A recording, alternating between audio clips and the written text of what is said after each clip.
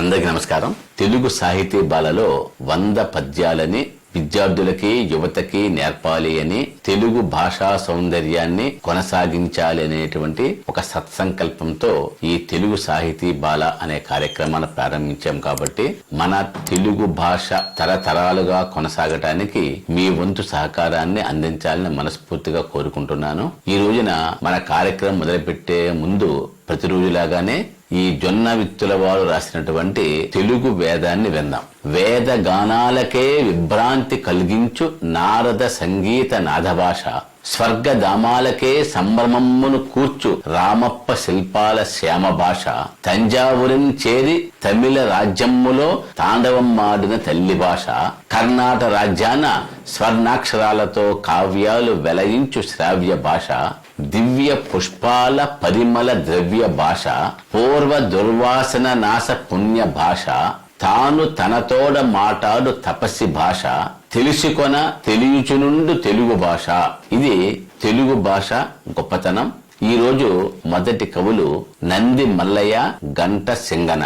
అంటే తెలుగు సాహిత్యంలో తొలి జంట కవులు ఎవరు అంటే నంది మల్లయ్య, గంట సింగన. వీరిద్దరు కూడా కలిసి కావ్య రచన చేశారు. వీరికి రాచమల్ల కవులు అనేటువంటి బిరుదు కూడా ఉంది. వీరు నెల్లూరు, గుంటూరు మండలాలలో 1480 ప్రాంతంలో జీవించి ఉన్నారు అనేది ఆధారాల ప్రకారం తెలుస్తుంది. 2 గ్రంథాలు రాశారు, వరాహ పురాణము, ప్రబోధ చంద్రోదయము. దీనిలో ప్రమోద చంద్రోదయాన్ని అనంతామాత్యుని పుత్రుడు అయినటువంటి గంగయ్య మంత్రికి, వరాహ పురాణమును శ్రీకృష్ణదేవరాయల తండ్రి అయినటువంటి నృసింహరాజుకి అంకితం చేశారు. ఈ ఇరువురు కవులలో మొదటి వాడైనటువంటి నంది మల్లయ్యకు 2వ కవి అయిన గంట సింగయ్య మేనల్లుడు అవుతాడు. వీరిరువురికి ఉన్నటువంటి బంధుత్వాన్ని గురించి ప్రబోధ చంద్రోదయంలోని ఒక పద్యం వల్ల మాకు తెలుస్తుంది. నంది గంట కవులు కొత్త కొత్త మాటలు వాడటమే కాకుండా చిత్ర కవిత్వం, బంధ కవిత్వం, గర్భ కవిత్వాలలో కూడా చాలా తమాషాలు చేశారు. ప్రతిలోమానులోమ కందం రాశారు. అంటే తొలి నుంచి చదివినా, కొస నుంచి చదివినా ఈ కింది పద్యం ఒకేలా ఉంటుంది. కాబట్టి వీరు రాసినటువంటి పద్య మందారాలని, విశేషాలని ఒక్కసారి అవలోకిద్దాం. వారు రాసినటువంటి ముందు నుంచి చదివినా, వెనక నుంచి చదివినా ఒకే విధంగా వచ్చేటువంటి పద్యాన్ని మీ ముందు ఉంచుతున్నాను. సారసనయన ఘన జగన రచితర తార కలిక హరి సారరస, సారరసార హకలిరకర తారత చెర నా గజన ఘనాయ నసరస అనే కాకుండా కేవలం 2 అక్షరాలను ఉపయోగించి కూడా ఒక కంద పద్యం రాశారు. అదేమిటి అంటే కాకలిక కలకల కల కోకిల కొలలేల కలుల కులు కల కలుకే కైకోకు కేలి కొలకొల కోకాలి కేలి కులి కొంకకు కలికి. ఇది కాకుండా ఒక అక్షరంతో కూడా ఈ జంట కవులు పద్యం చెప్పారు. నాన్న ననుని ననానున నేనే నిను ననన్ను నెన్న నేనే నా నౌనా నౌనిన్నా నౌ నేనే నను నన్ను నాన నేను నన్నన్. ఇలా కవిత్వాన్ని చిత్రంగా పదబంధాలను అల్లి కొత్త కవులకు మార్గదర్శకత్వాన్ని చూపించినటువంటి గంట సింగన కవులు వారి యొక్క కవిత్వానికి హ్యాట్స్ ఆఫ్. తర్వాత 2వ కవి జక్కన గారు. తెలుగు సాహిత్యంలో విలువైనటువంటి కథా కావ్యాలు చాలా ఉన్నప్పటికీ వాటిల్లో విక్రమార్క చరిత్రకి ఒక అద్వితీయమైన స్థానం ఉంది. ఈ జక్కన గారు అంటే 1380 నుంచి 1440 అంటే 15వ శతాబ్దానికి చెందిన కవి.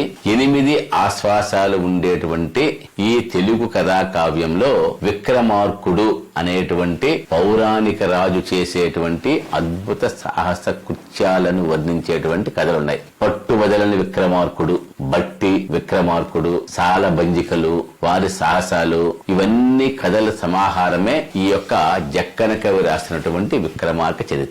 ఈ యొక్క గ్రంథాన్ని వెన్నెల కంటి సిద్ధన మంత్రికి అంకితం ఇచ్చారు. ఇది 8 ఆశ్వాసాలతో 1519 గద్య పద్యాలతో, అంటే చంపూ కావ్యం, గద్యం ఉంటుంది, పద్యం ఉంటుంది, రాయబడింది కల్పిత ఇతివృత్తం. ఈ కథాకావ్యంలో నేను చెప్పిన ప్రకారంగా కథానాయకుడు విక్రమార్కుడు అనేటువంటి పౌరాణిక రాజు. దేవి అనుగ్రహంతో పాటు అద్భుత శక్తులను పొందినటువంటి విక్రమార్కుడు వాటి సాయంతో చేసినటువంటి సాహసకృత్యాలు, అతని ఔదార్యతను ప్రతిబింబించే చిత్ర విచిత్ర కథలన్నీ కూడా ఇది వివరిస్తుంది. దీనిలో వీరరసం, అద్భుత రసం తొణికిసలాడుతూ ఉంటాయి. ఈ పౌరాణిక రాజు విక్రమార్కుని పేరిట అనేక కథలు, బట్టి విక్రమ కథలు, 32 సాలభంజికలు చెప్పిన కథలు, బేతాళ విక్రమార్క కథలు, ఇలాంటివి ఎన్నో జనబాహుల్యంలో ఉన్నాయి.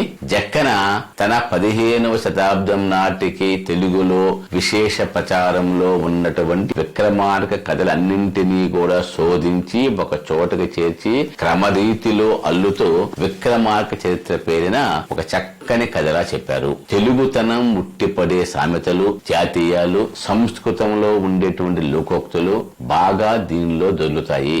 ఉదాహరణకు తుచా తప్పకుండా, పోసగుచ్చిన గతి, నెయ్యి ఓసిన అగ్గియట్లు, పులి మీసాల నుయ్యల లోగవచ్చునే, సింహము మెడ గంటవోలే, తామర పాకున నీటి క్రియ తల్లడం, పగిలిన పగడంబులు రాలునట్లు, చల్లకు వచ్చి ముంత దాపగన్, ఇలాంటి ఎన్నో తెలుగు సామెతలు అలవోకగా సందర్భానుసారం ఈ కథాకావ్యంలో వాడబడ్డాయి. అతిశయోక్తితో చేసినటువంటి ఈ క్రింది పద్యం గురించి ఒక్కసారి చూద్దాం. పాలమున్నీటిలో పవ్వలించిన ఎట్టి నీలవర్ణుడు నిద్ర మేలుకునియే, విడుందిరవిలేని నొగలగట్టిన ఎట్టి వాహంబులెనకలు వైచుకునియే, అదరిపాటున బిట్టు బెదరి పర్వత పుత్ర కందర్ప దమవుని కౌగిలించే, పన్నగంబులకెల్ల భయము మిక్కుటముగా పాతాళ లోకంబు బొమ్మరిల్లే, కమలజుని వేద పఠనంబు కవలువోయే, అద్రులెల్లను నచలత్వం అపనయించే, దిగ్గజంబులు జిరజిర